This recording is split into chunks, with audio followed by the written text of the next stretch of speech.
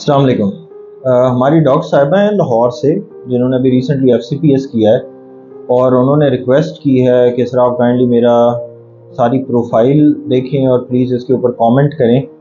तो बजाय इसके कि मैं उनको पर्सनली रिप्लाई करता, मैंने बेहतर समझा कि वीडियो के ऊपर चंद चीज़ें मैं एक्सप्लेन कर दूं, ताकि और भी अगर कई सारे एस्थेटिक फिजिशियंस हैं उनके लिए भी ये गाइडेंस होगी। तो मैं उनका नाम वगैरह या कहाँ उनका क्लिनिक है, कहाँ सेटअप है, ये यहाँ पर नहीं बताऊंगा, लेकिन मैं इनडायरेक्टली उन्हीं को ही रिप्लाई कर रहा हूँ।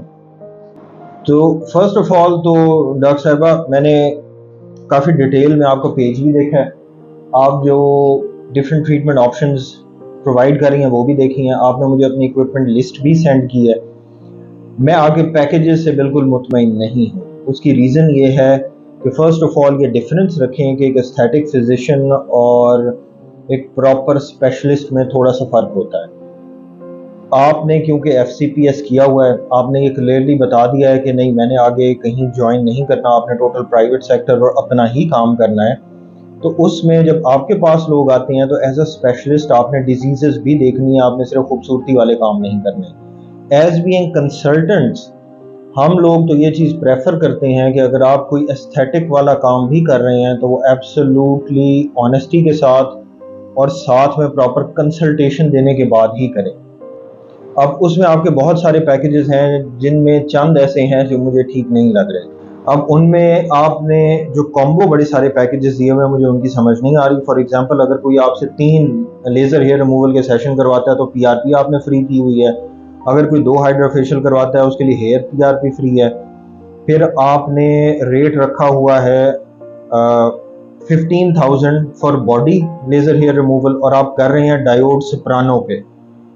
और अगर कोई बंदा आपसे 5 सेशन इकट्ठे करवा रहा है तो आप उसमें फिर 30,000 रुपीज़ में कॉम्बो दे रही हैं, यानी 15,000 का वैसे सेशन है, और अगर कोई 5 सेशन का कॉम्बो करवाए तो आप 30 में कर रही हैं। जो मशीन आपके पास है ना, देखें, आपको शायद इस बात का अंदाज़ा ना हो, आपको एक्सपीरियंस ना हो, आपकी मशीन की एक लिमिटेड लाइफ है, उसके लिमिटेड शॉट्स हैं, वो ख़त्म होंगे तो आपको उसके बार चेंज करवाने पड़ेंगे, हैंडल चेंज करवाने पड़ेगा, वो भी नए डॉलर रेट के लिहाज से। जो मशीन आपने मुझे बताई है उसके ऊपर 15,000 में तो आपका खर्चा भी शायद मुश्किल से पूरा हो।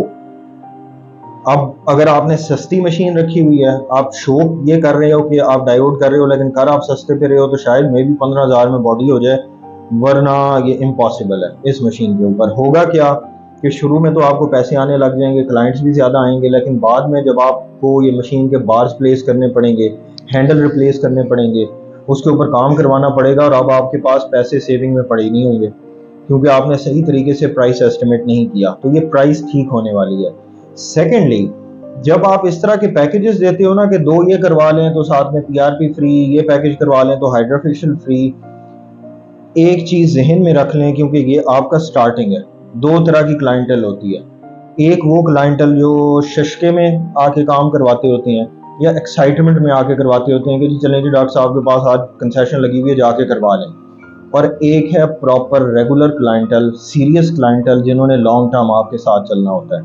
इस तरह की कंसेशनों पे वही क्लाइंट्स आते हैं जिन्होंने शशके के लिए आना होता है, 1-2 सेशन करवाने होते हैं, और फिर वो रिपीटेड वो काम नहीं करवाते होते। जबकि जो आपके क्लाइंट्स हैं जिन्होंने रेगुलर आपके साथ सेशंस लेने होते हैं, लॉन्ग टर्म स्किन थेरेपी को लेके आपके साथ चलते हैं, वो इन चीज़ों को नहीं पसंद करते। होता ये है कि मैं भी आपसे अब करवाना चाहूँगा ना कोई सेशन, तो मैं सबसे पहले तो आपसे सवाल करूँगा कि डॉक्टर साहब ये कैसे है, हाउ इज़ इट पॉसिबल कि आप 2 सेशन के साथ फ्री हेयर PRP कर रहे हैं। और फ़र्ज़ करें कि मुझे हेयर PRP नहीं चाहिए, मुझे फेस PRP नहीं चाहिए, मैं कहता हूँ डॉक्टर साहब इतने की तो आप PRP कर रही हैं, 15,000 की आपकी PRP है, तो आप मुझे 15,000 दे दें। फिर आप कहेंगे कि नहीं, ये तो मैं नहीं कर सकती, आपको पैकेज ही लेना पड़ेगा। फिर क्लाइंट आपका कहेगा कि अगर आप 15,000 की PRP फ्री में कर रही हैं, हाउ इज़ इट पॉसिबल कि वो दूसरे सेशन के साथ आप मैनेज कर रही हैं। इसका मतलब है कि कोई बिल्कुल ही थर्ड क्लास PRP कर रहे होंगे। यानी जो भी इलीट क्लाइंटल है, और इलीट क्लाइंटल से मुराद पैसे वाला बंदा नहीं है, इलीट क्लाइंटल हम उसको कहते हैं जो सीरियस है, जिसको अपने ट्रीटमेंट का पता है, जिसको अवेयरनेस है कि मैंने ट्रीटमेंट लेके लॉन्ग टर्म कैसे चलना है। वो क्लाइंटल तो आपके हाथ से वैसे ही निकल जाएगा, यानी मैं भी बैठ के आपको यही कह रहा हूँ कि मैं आपसे नहीं करवाऊंगा, क्योंकि मैं कंसर्न हूँ कि आप ये किस तरह चीज़ें ऑफर कर रहे हो इतने सस्ते में और कैसे पैकेजेस बना रहे हो। ये तरीका ठीक है, एस्थेटिक फिजिशियंस इस तरह करते हैं लोगों को अट्रैक्ट करने के लिए कि जी हमारे पास वॉल्यूम ज़्यादा से ज़्यादा आए और फिर हम बाद में उसको सेट करें।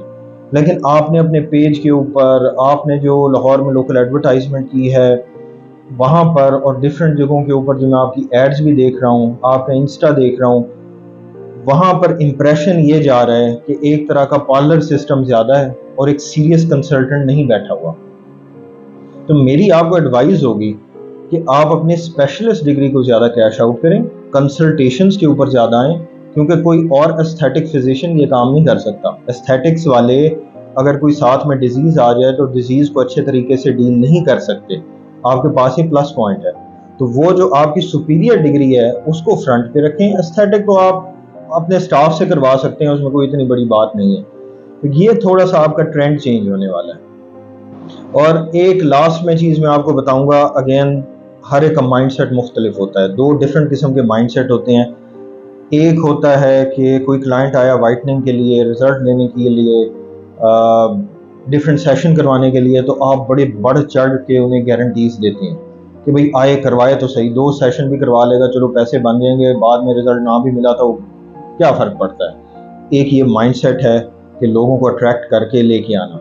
दूसरा माइंडसेट ये है कि आप प्रॉपर तरीके से कंसल्टेशन देते हैं, प्रॉपर तरीके से उन्हें समझाते हैं ये प्रोज हैं, ये कॉन्स हैं, आपको ये करवाना चाहिए, और एस्थेटिक्स में किसी भी चीज़ में यकदम रिजल्ट नहीं आता और आपको थेरेपी लॉन्ग टर्म लेके चलनी पड़ती है। तो ये माइंडसेट भी आपको शुरू से डिसाइड करना पड़ेगा। आप किस तरह अपने क्लाइंट्स को डील करते हैं, आपकी मशहूरी वैसे ही होती है। तो चंद जो चीज़ें जिसके ऊपर मैंने डिस्कस किया है, काइंडली वो कोशिश करें चेंज करने का। और बाकी अगर आप डिस्कस करना चाहती हैं तो काइंडली मुझे फिर ईमेल कर दीजिएगा, सारी डिटेल्स में कुछ ना कुछ पैकेज डिटेल्स आपको बताऊंगा किस तरह रखनी है। Thank you.